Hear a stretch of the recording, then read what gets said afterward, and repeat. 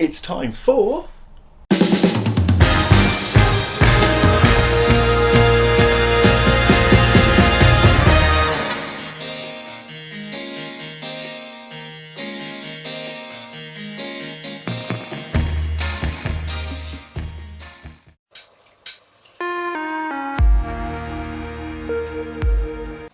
Hello and welcome back to Bug Rounds. On this channel we like to discuss all things creepy crawly, so if that's something that interests you, please consider subscribing to the channel. Now, you were probably expecting an Entercon video to come out at you because I did attend Entercon on the 1st of March. Now, the reason this video is actually coming out before the Entercon videos is it's recorded before and it's all about the Lamponius guerini for our Phasmid Files video.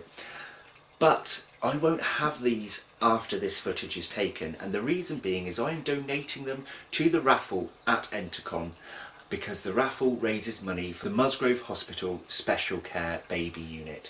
So that is something that has some importance to me, not because I've had a sick baby, thank God, but I know people that have gone through that kind of thing, and it's just a lovely charity, and I just feel like I want to be involved. I'm actually donating more than just these particular stick insects as well, but that's something we'll get on to later. So please stay tuned to the channel if you want to see what happened at Entercon, whether it be show footage coming up next or just pickups depending on how the day went. I don't know, because I haven't actually been there yet. But anyway, we're going to get on with this Phasmid Files video now. So folks, here we have a female specimen of the Lamponius guerini. They hold the common name of the Guadalupe stick insect. Now this is purely because of their locality. Their PSG number, or Phasmid study group number, is 101. A nice and easy one to remember. Females such as this specimen only reach around about 9 centimetres, whereas their male counterparts are a little smaller. The known food plants to me are bramble, eucalyptus, ivy, oak, pyracantha, raspberry, rose and salal. There may well be more food plants that these will take to, but these are the ones to my knowledge. I personally have found it easier to raise these purely on bramble, or bramble with a little bit of ivy. But there's no harm in giving a combination of plants. However, with a lot of phasmids, if they don't have the combination near the beginning of their lifespan, they may not take to some of the other plants as they grow older. So my Lamponius guerini are a sexual culture, meaning they need males to reproduce. Would you like to have a look at a male? I'll get one for you. For size comparison reasons, I have placed the male next to the female. What differences can you see? I'll name the ones I spot. First of all, look how slender he is. Now the position he's in, he doesn't look that much smaller. They do in fact grow to about 2 centimetres smaller than females. Here is the end of the male's abdomen. Let's compare it with the difference of the females. There, do you see? Not only does she have a wider part at the end of her abdomen, but although it may be difficult to see, she actually has a very small overlaying section. You see that sort of spike bit underneath, now that it's got the contrast to my thumb. That's how you can determine the female. The male does not have this, as you can see. He has a sort of lump come out, but nothing protruding forwards. Here's a better look at the head of the male. You can really see the difference compared to the female now in his slender ways. What's great about these species is their markings. They can be completely different from one specimen to another. Some stay just plain brown, others get these white markings upon them. And as they grow up, they also have a variant of colours. You can get greens, different shades of browns, creamy colours. They're a fascinating phasmid to keep. Here's the female again. Look how calm she is to walk along me. She's barely phased at all. This is why I'll put their difficulty rating at easy. Probably a 1 out of 10. They're calm movers upon your hands, so that makes them great for children to handle. They have no secretion that I'm aware of, or spray, or any real defence capabilities that they can use to cause any harm or any scare even, which makes them absolutely perfect for beginners. Notice how she has blacker markings upon her whiter markings. Really, really interesting. And could you imagine having a full culture of these, all different sort of shapes and colours in the patterning along their bodies and abdomens? Now you can see she does have some small spines along her body and legs, but I can barely even feel them. And they've never kicked me in defence, and as I said, they've never shown any sign of threat whatsoever. Oh, she's just nudged the male there.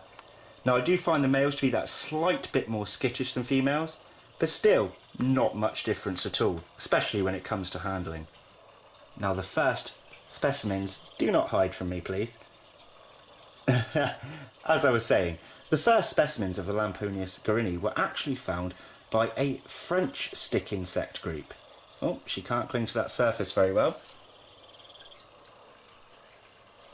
Let's put her back on the leaves. Come on, girl.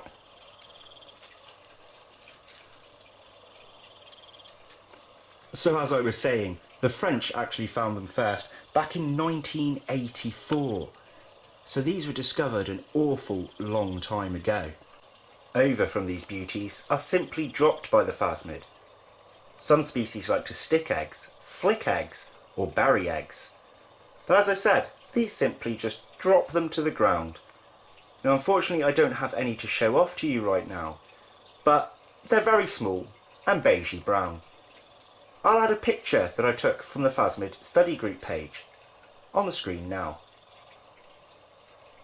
Now these are really small guys, so you may not notice the patterning that you can actually see in this picture. Another reason I like to put these into the beginners category is because they're also wingless. Yay! Because if anyone knows me well enough, they know I freak out sometimes with the winged insects. They live for around a year, but over incubation period is more like 8 to 10 months.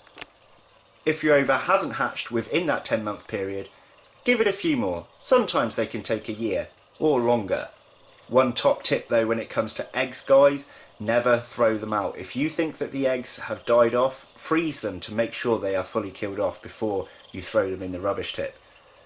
The last thing you want happening is a species hatching and dying from your cold weather, or even potentially worse, culturing in your country, which is completely illegal. Now I'd recommend a 30cm tall enclosure for these guys. You could have it ever so slightly smaller, but larger would be much preferred.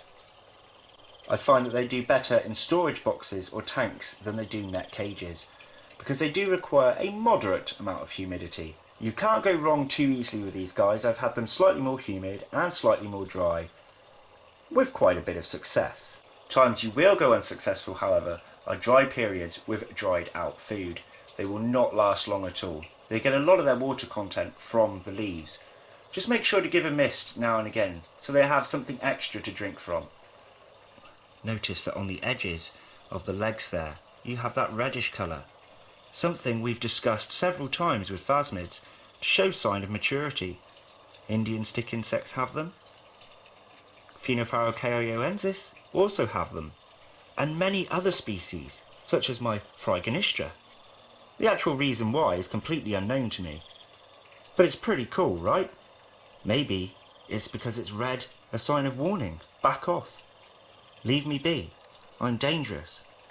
Of course, they really aren't. Or perhaps it's because red is an enlarging colour. So when they wave in defence to say, I'm big, stay away from me, the red flash might deter predators. If somebody knows the actual answer to this, I would love to know. I love stick insect eyes. I have a fascination with them. I'd love to get a macro lens and have a proper look at those sort of marble effect that they have. And I love how long antennae can be, where they're sensing their environment. And the little hooks on their feet. I'm probably boring you guys now, but I just absolutely love everything about stick insects. So anyway guys, if you want to see what else dwells in the realm, make sure to pop back weekly for multiple videos. If you've enjoyed this one, check out my other Phasmid Files videos. Or if stick insects aren't your cup of tea, I also deal with tarantulas, mantis, scorpions and various other things. Just check out my past videos. Have a nosy and see what suits you. So we'll say goodbye to our male up here. and bye to our female before she escapes on the chair. Thanks for watching, everybody. I'll see you next time. I hope you enjoy the upcoming Entercon video. Take care. Bye bye.